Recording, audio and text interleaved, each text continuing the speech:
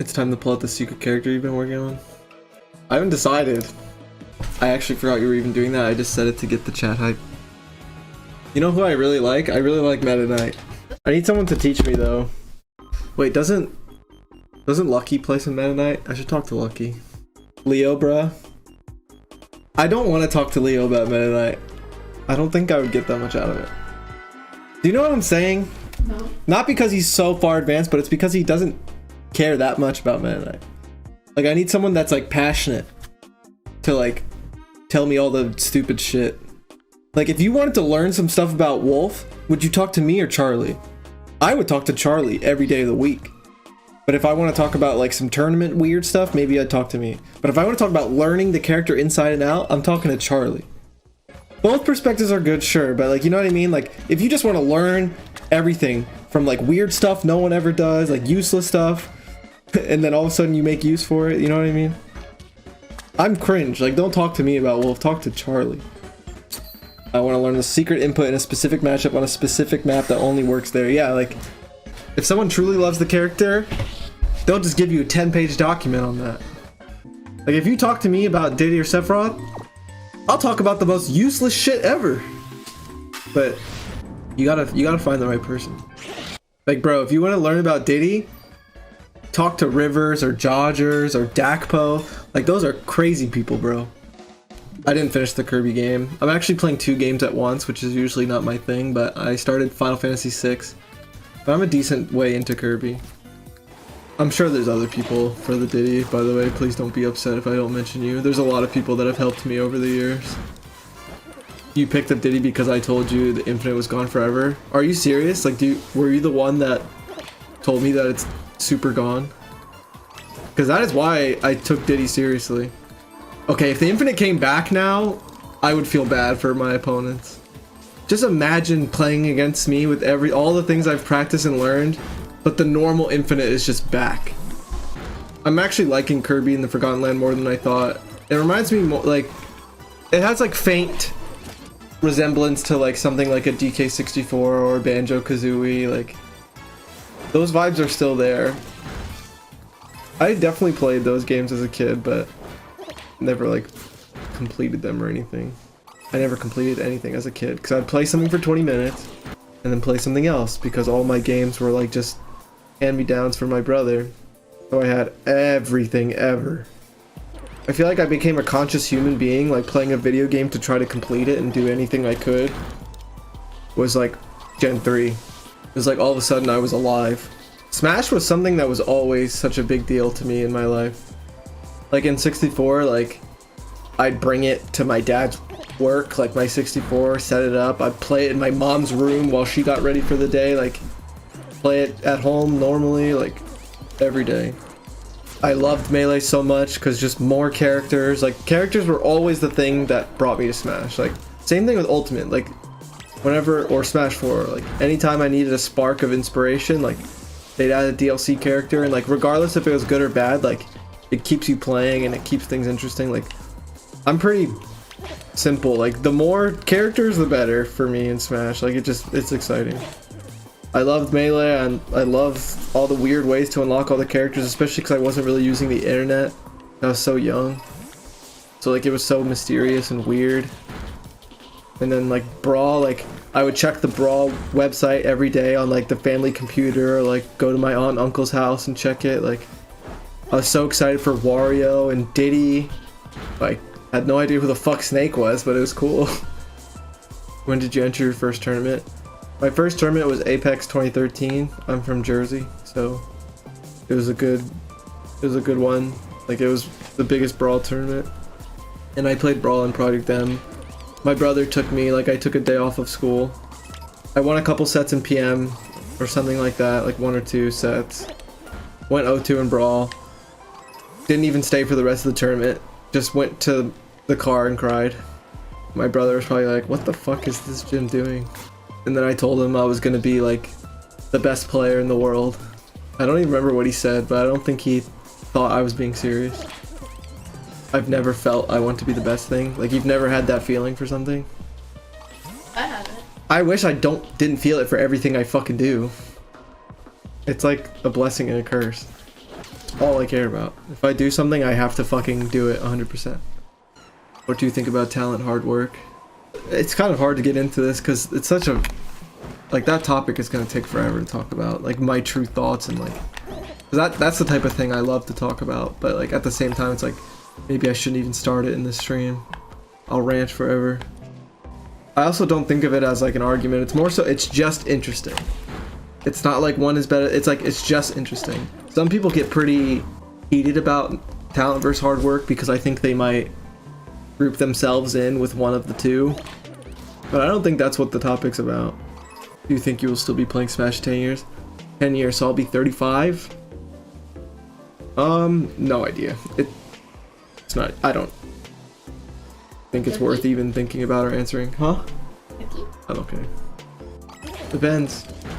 Depends on my life situation, like what I want to do, like there's so many things that can happen in between now and 10 years from now. If they keep falling out of my Octaslashes, maybe I won't be around. Do you think a healthy diet, good physical health helps you perform as a Smash player? I think it's more important than playing the game. At least for me specifically. I think if I dedicated a week to like diet and like exercise, and like went to a tournament, I'd perform better than if I played the game for a week straight and that was it. I'd bet money. Even if it was like a major tournament, I would go in thinking I was gonna win the whole thing if I was like that rigorous with my routine going into it. J-Mook said the same thing. J-Mook is a very inspirational person. That's a champion right there. How much Smash do you play currently? I average like 2 hours a day. It's just like a number I decided on for like a couple years ago and I've kind of stuck to it. Sometimes I do a little less, sometimes I do a little more, but it's usually 2 hours. How many times do you spend in the lab versus playing? It usually averages to like never being in the lab currently, unless there's something I want to learn. So it's just a weird variable. I'm very big on experimenting in matches. So the whole like in the lab versus practicing thing is basically one thing to me. Kind of like one of those things where it's like why not both at the same time. My family's kind of like we're a family, but we're also very like individualistic and separate. But I think that's why like we're so motivated or like can like really put our minds to something. I think it's just how my family functions. Like we're very separate yet like obviously still a family, like, but when we're doing something like we can't be bothered, you know what I mean? Like we're focused on it. If I was having an issue with Smash, my answer was to play 3 times more hours and not sleep or eat. And like I was just growing up, that's what I thought you had to do. And then like if I take a day break, whether it's intentional or not, and then I play like incredible, I'm like, what the heck? Then you start diving into that side of things. But it's like there's definitely a lot of aspects to me that are definitely like traditional, like work until you bleed kind of thing. Like, what do you mean taking a break you can do something better? What the fuck? Meditation helps? What is this bullshit? I'm not supposed to play for 10 hours a day until I can't fucking function? I thought that's how you get better. I work in a factory and my coworker meditates while working, happiest guy ever. Like, that's really cool to hear. Like, that's so interesting. I also have like a lot of health issues that can't be avoided kind of thing. You know, Crohn's disease or whatever, and some things that come with that. So sometimes, like, when things aren't going well, whether like mentally or health-wise or like Smash, like, I will do things just out of anger. Like, I'm mad at myself in the world and I'm going to just play Smash until I'm the best player ever and I'm going to fuck everyone up. Like, it's like out of anger, like playing. And I'm not even saying that's a bad thing, but it leads into me just doing hours and hours and hours of overworking myself. Whether that's like exercise or Smash. Like, regardless of what I'm dealing with, I'm just going to like work way more than I could have ever thought I could, just out of pure rage.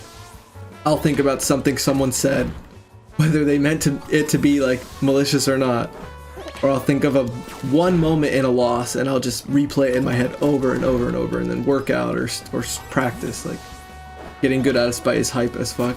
I feel like that's something not even a lot of people know about me, but that's like probably a big portion, right? Oh just grudges and spite, like just non-stop.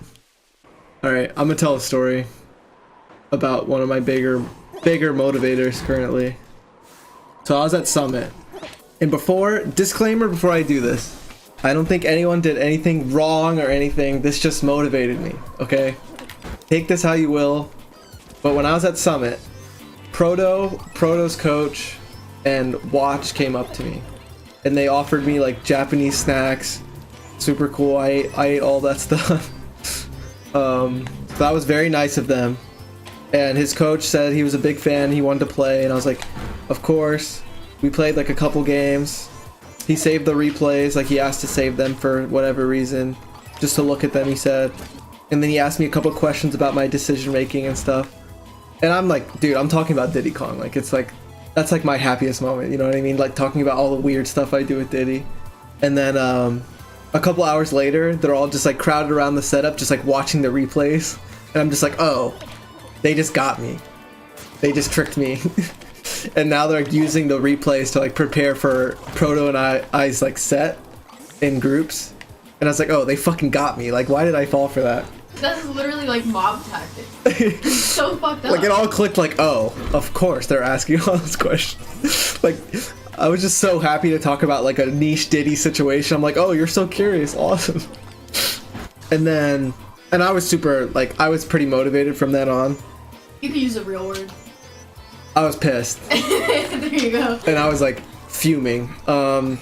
So he beats me in the first set, and I could not function for the rest of the day. I was just like, because I have this mental list in my head of people I want to beat, but it's always for one human being. Like, I want to beat that one person so bad that they're the only person I want to beat. The rest of it, like, I play to win, blah blah blah, but like, it's different. So I finish up the day, I make it in, I find out that I could get a chance to play Proto again, so I make it through the day. I play like SkyJ or whatever. I'm just raging. Like, after I played SkyJ, I like raged and like was like slamming my water bottle and like fucking raging. And it's like, people are like, he won, like what is going on? And I'm pretty sure Marcus is like, I think I know why.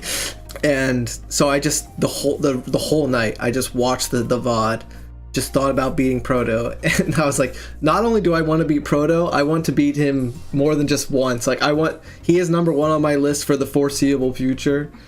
And it's like, it's just a good motivator for the whole tournament, not even just for playing Proto again. So I had to play Apollo Kage round one, and you're like, sorry. And I was just like, mentally, I was just like, I'm so sorry, Apollo Kage, but you have 0% chance of beating me because I have to make it to Proto. And then Riddles like warmed up with me and Marcus a little bit, and Riddles was like, yeah, we're gonna play each other in semis, like let's do it. And like, I'm trying to be nice, but I'm like, bro, I want you to lose so bad. I'm so sorry. Like, in my head, I'm like, Riddles, I'm sorry, but like, one, I think you're going to lose, and two, I hope you lose. Because if Proto wins once and I win once, then we play.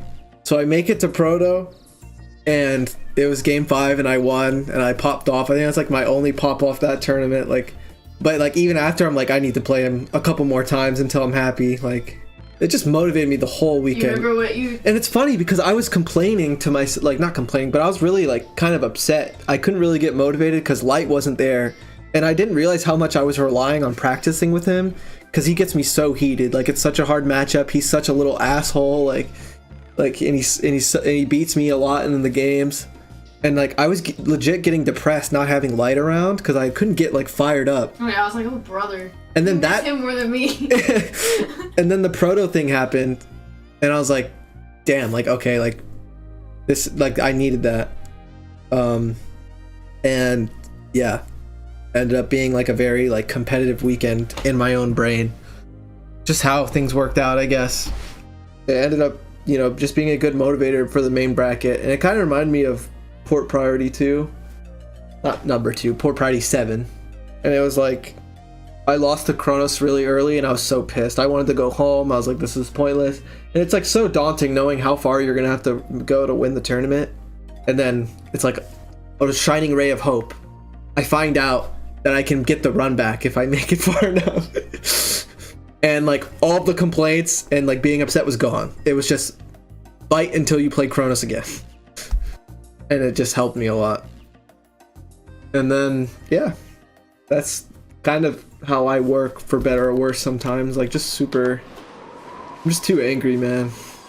Like in my head I tried to use it as a thing like, yeah, I got kind of tricked, but like let me try to use it as an advantage. Like, oh, like I'm gonna do different things than I did in those friendlies, or like it's gonna motivate me even more. And that's what I tried to do, with a hint of rage. Like I tried to view it in my head as like they made a mistake. You know what I mean? Like they shouldn't have done that. Now I'm going to win because of it. Like that was my motivator.